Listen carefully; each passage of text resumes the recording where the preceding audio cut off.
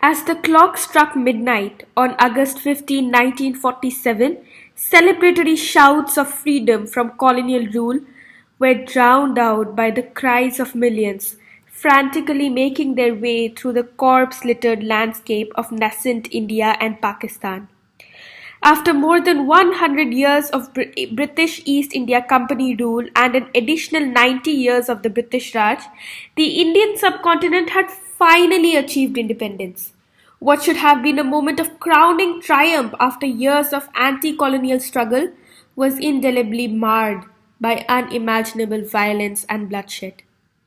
Up to 2 million people lost their lives in the most horrific manners.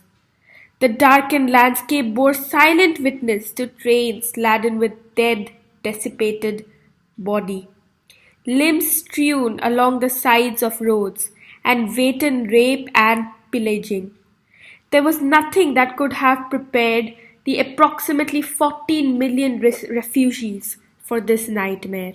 How could the neighboring communities, accustomed to centuries of relative peace, have suddenly turned so violently upon one another? The partition of India was the division of British India in 1947 into two independent dominions, India and Pakistan. The Dominion of India is today the Republic of India and Dominion of Pakistan is the Islamic Republic of Pakistan and the People's Republic of Bangladesh. The partition involved the division of two provinces, Bengal and Punjab, based on district-wide non-Muslim or Muslim majorities.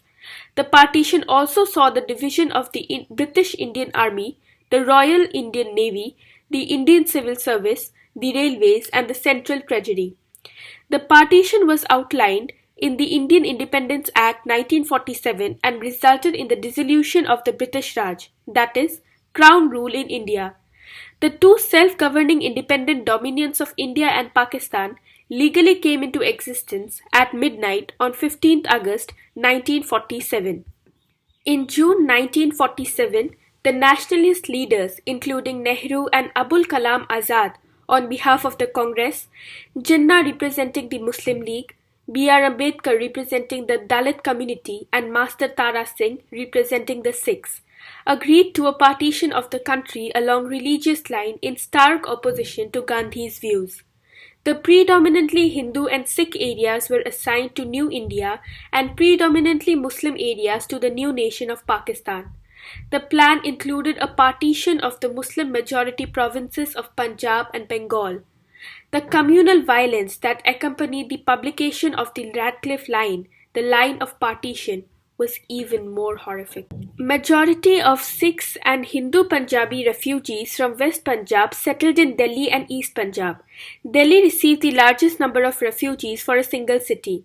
The incoming refugees were housed in various historical and military locations such as Purana Killa, Red Fort and military barracks in Kingsway Camp.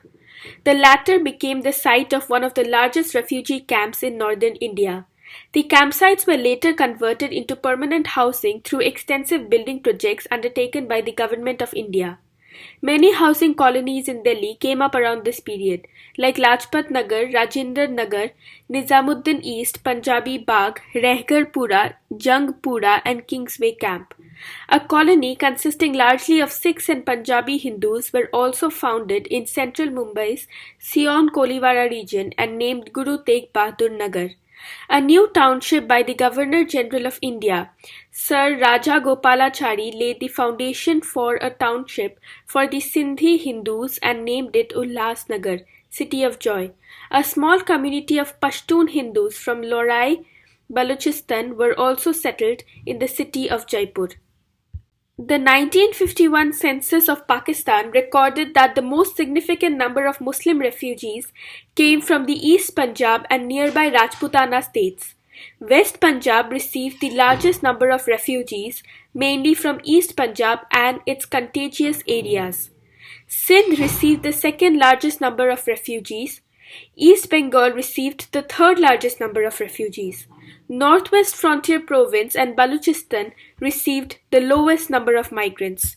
These partition memories, as represented, underscore the fragility of our humanity, of the depths and heights of which we are capable of falling to and ascending. I hope that this video reminds us that our commonalities are greater than our differences and that all of us are one.